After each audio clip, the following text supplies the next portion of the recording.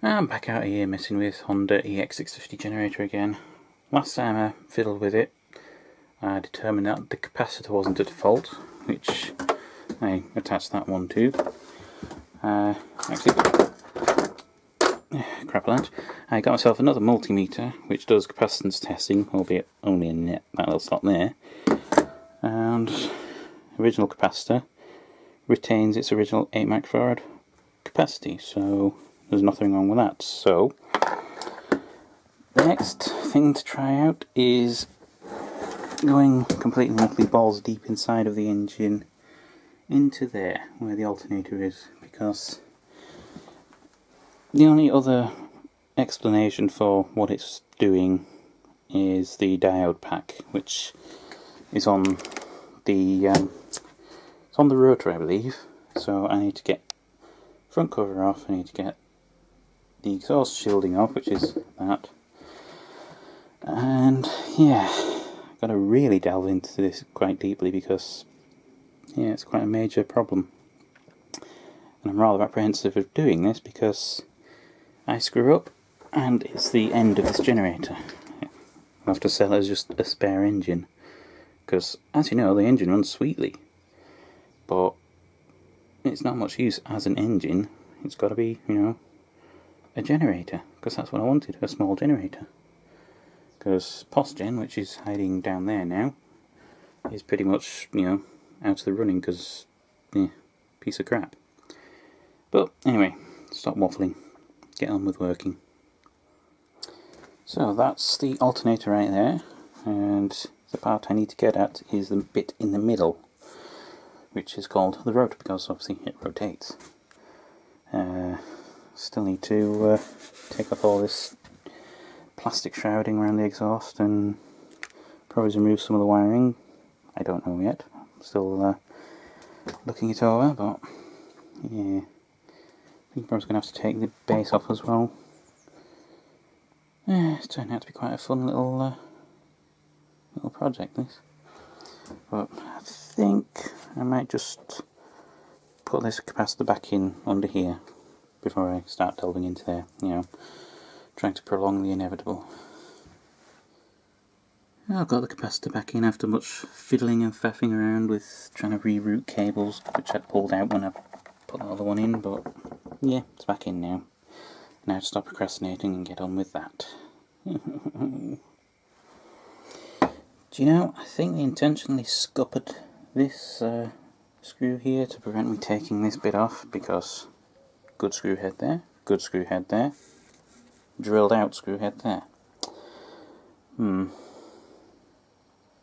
Maybe they think that there's no user serviceable parts inside. That won't stop me though. Told ya. Just took the exhaust silencer off, and if you look at it, aside from running a bit rich, I think that's been leaking a lot. So I think I may have to sort out that exhaust gasket with some like exhaust paste or something, because I don't think I'll be able to get these gaskets anymore, at least not cheaply. Probably a good thing I took this thing apart just to see what the what was. That's kind of burned through. Oh well. There's some lovely sooty deposits all over the inside there. Well, after a bit of wrestling I managed to get all the exhaust bits and pieces off. All the fiberglass stuff's up there, and I've got some on my arm there, and it is itchy as fuck. That's the only trouble with working with fiberglass. Yeah. Probably got some in my gloves as well, but whatever. Now, I've got to remove that. I've got to start removing these bolts. Yeah. Although on one fun note, I'll probably use this end to drill start the engine.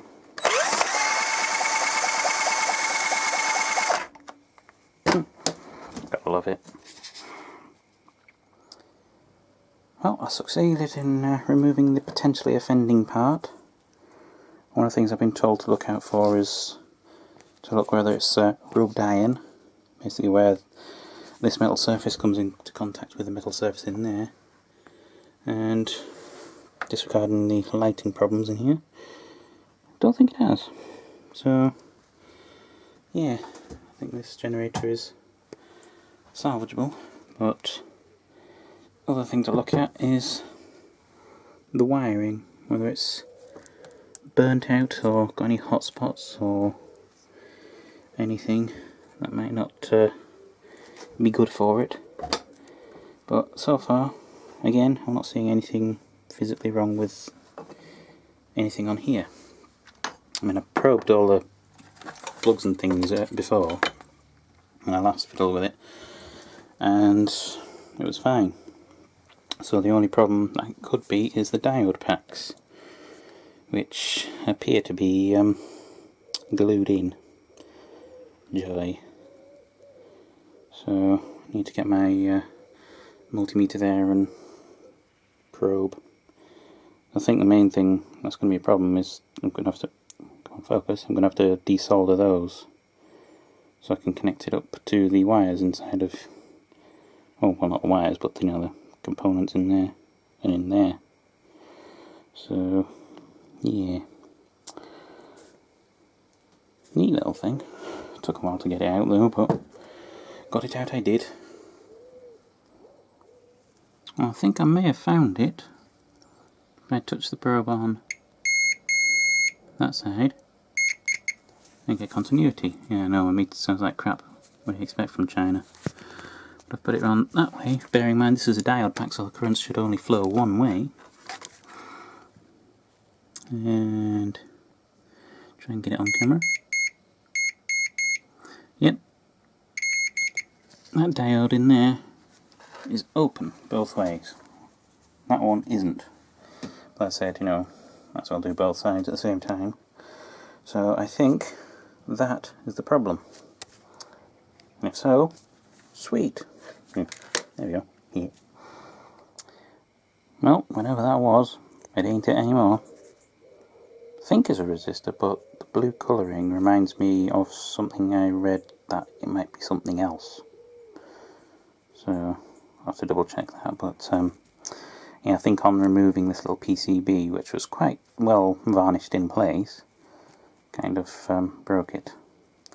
But that, I believe, is the diode right there, and that's open both ways. No, I keep saying open, I don't mean to say open, it's short. So it's basically allowing current to flow both ways. But to be honest, looking at this PCB, it looks like a complete not a pain in the arse to sort out.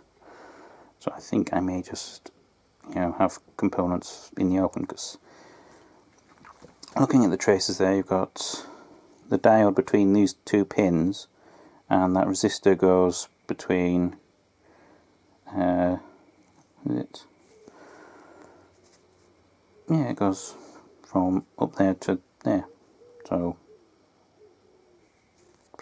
yeah. So I'm trying to look at this through a viewfinder. It's kind of very difficult.